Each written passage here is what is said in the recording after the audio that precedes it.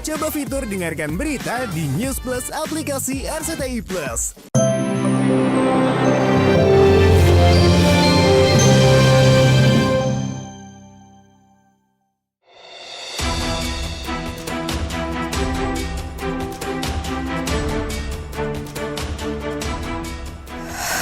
Pemirsa, konflik pernikahan Andre Taulani dengan Rinwartia Trigina alias Erin tak kunjung selesai di Pengadilan Agama. Bak kisah sinetron, gugatan cerai Andre sudah memasuki season 3 karena 2 gugatan sebelumnya ditolak oleh majelis hakim. Demi memuluskan niatnya menjadi seorang duda keren, Andre sampai ganti pengacara.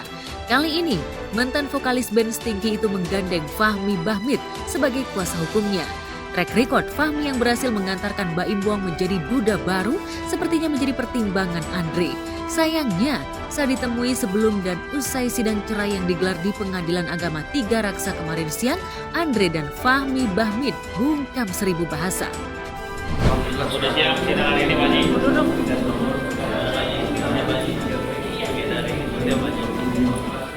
Mana? Ini Pak Haji, silakan Pak Haji. Bang Fahmi nih sekarang nih. Selamat Pak Haji. Ya, semangat.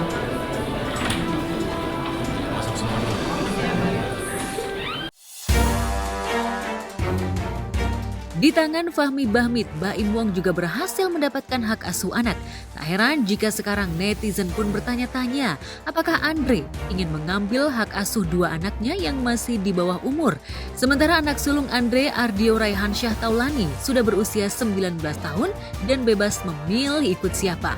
Andre pun menyebut keputusannya untuk bercerai dari istrinya didukung penuh oleh anak sulungnya. Agenda. Bisa jelasin sedikit Pak Haji. Pak Haji sedikit Pak Haji, jelasin Pak Haji. Agenda hari ini Pak Haji jauh keluar kota balik ke ini Pak Haji kemana? Kemarin habis dari Lombok Pak Haji langsung sidang itu gimana Pak Haji? Langsung dari Lombok. Gimana kemarin Pak Haji? Touringnya Pak Haji sama tim bedain apa tuh Pak Haji? Ya seru-seru. Next tahun kita kasih keterangan ya. Nanti pada waktu kita konferensi pers. Pak Haji Andre sebagai pemohon diwakili sama kuasanya karena mereka udah menguasakan itu. Kecuali nanti media awal itu mediasi harus dihadiri 2 belah pihak. Kalaupun tidak dihadiri maka kuasanya kuasa istimewa. Anak-anak ini responnya bagaimana Pak Haji melihat perjuangan ayahnya sampai 3 kali? Support full. Soal pangkal masalah yang membuat dirinya ngotot ingin menceraikan Erin, Andre memang tak mau terbuka kepada awak media. Meski seorang publik figur, ia tak mau privasi rumah tangganya menjadi konsumsi publik, apalagi menyangkut aib.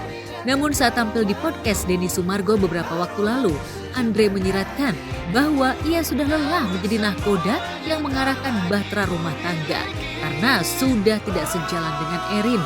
Andre merasa gaya hidup Erin terlalu glamor, sementara Andre butuh sosok istri yang lebih mengerti dirinya. Nah, waktu itu gue berpikiran kalau gue sama-sama artis nanti banyak konfliknya. Dulu kan waktu itu mikirnya begitu, gue nggak mau sama-sama artis ya. Udah biarin gue aja deh, gue mencari orang biasa aja gitu supaya. Iya, memang banyak akhirnya memang nggak banyak jaminan. Ya lebih ke situ, lebih ke prinsip, lebih ke kita berbeda pendapat lah.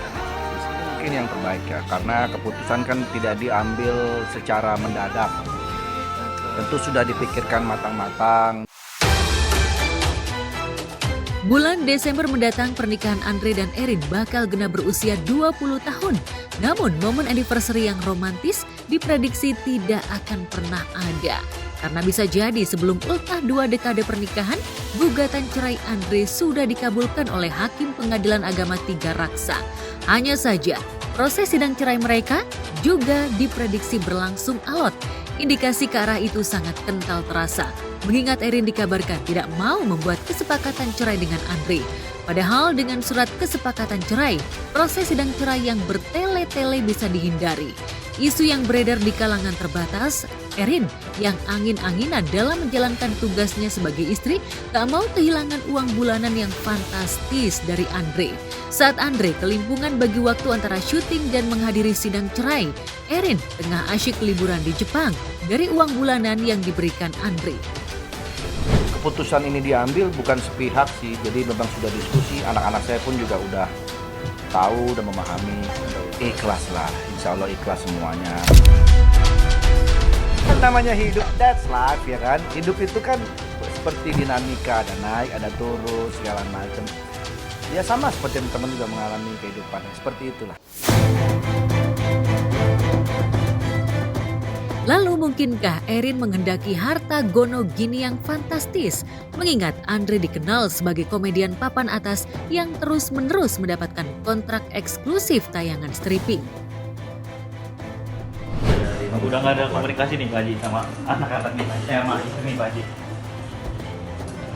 Tidak ada. Untuk hari ini pembuktian dari pihak tergugat karena menyangkut eksepsi ya, panggilan dari beliau yang nanti dilanjutkan insya Allah minggu depan bukti 2 orang saksinya. Tadi hanya bukti tertulis dari pihak termohon, untuk minggu depan bukti saksi 2 orang atau lebih dari pihak termohon.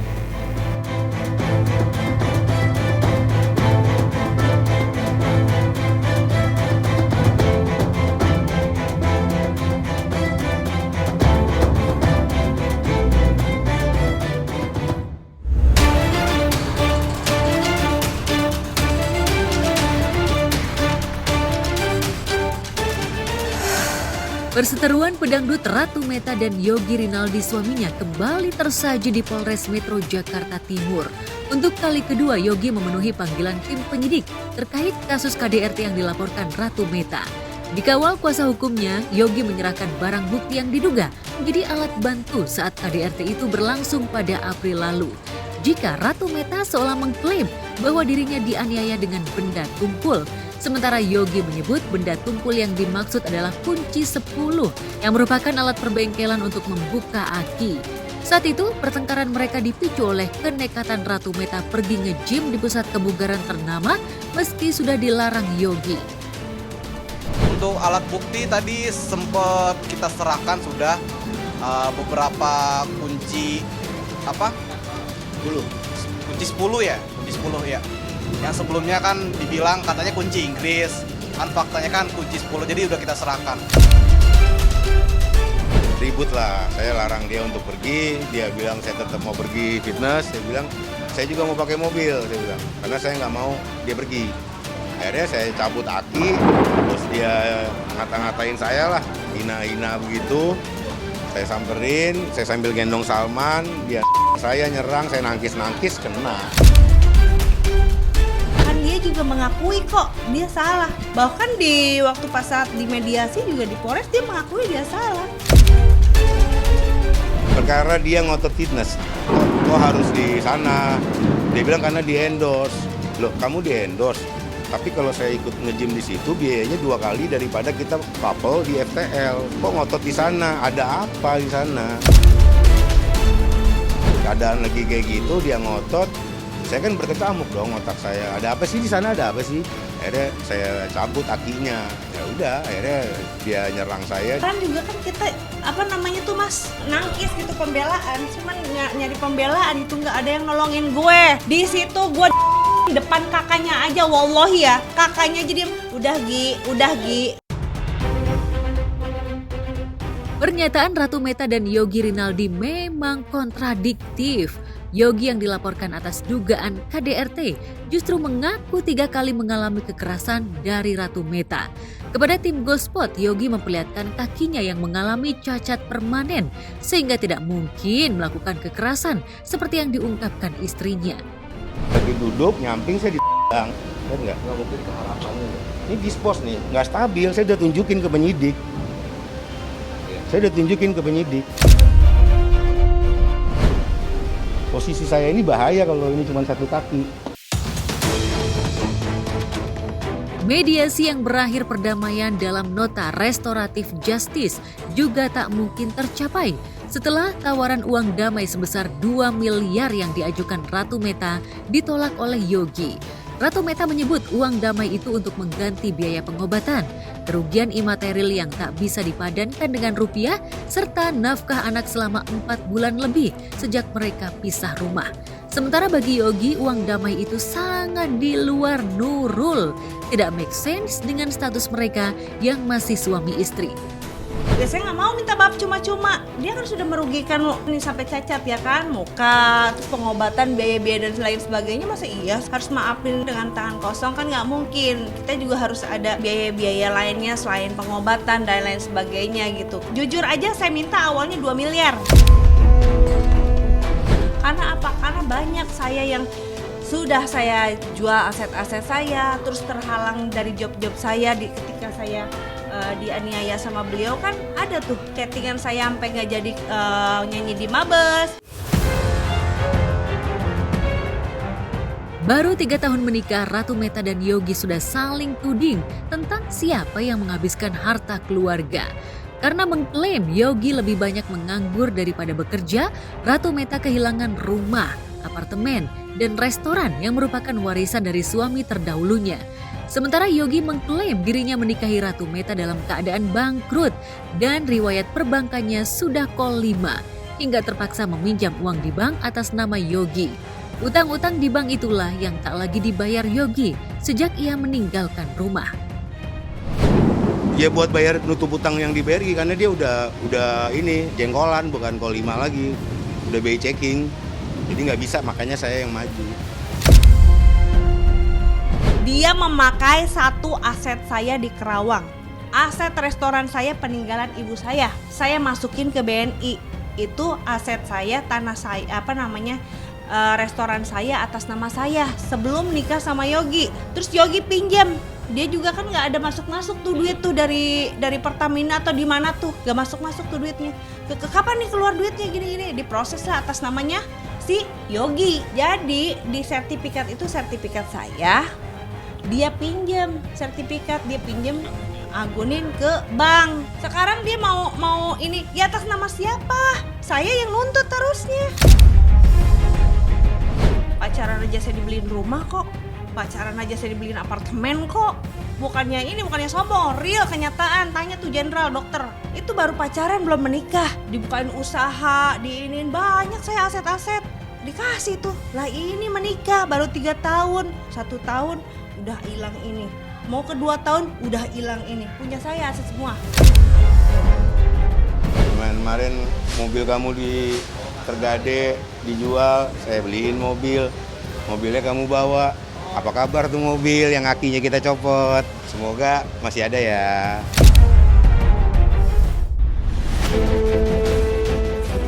Ibarat kiasan, ada uang abang sayang, tak ada uang abang disingkirkan. Yogi merasa Ratu Meta hanya memanfaatkan uang dan histori keuangannya yang bagus di mata BI Checking. Setelah dirinya tak punya uang, Ratu Meta mendesak dirinya untuk menjual rumah yang statusnya masih milik keluarga. Karena bersikeras mempertahankan rumah hasil kerja keras ayahnya, Yogi menilai istrinya rela mengorbankan pernikahan demi harta yang didambakannya. Awalnya kan memang Pak Yogi ini punya rumah. Rumahnya itu sebenarnya memang masih punya waris dari peninggalan orang tuanya. Cuman permintaannya kemarin sempat rumah itu dikasih aja ke anaknya.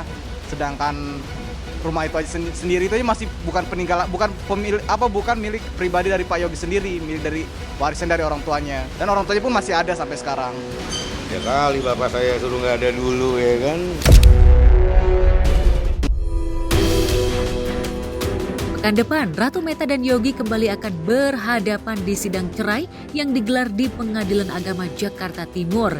Ratu Meta kekeh menuntut nafkah anak sebesar 40 juta per bulan. Di lain pihak, Yogi siap membuktikan bahwa tuntutan Ratu Meta di luar kemampuan kondisi keuangannya.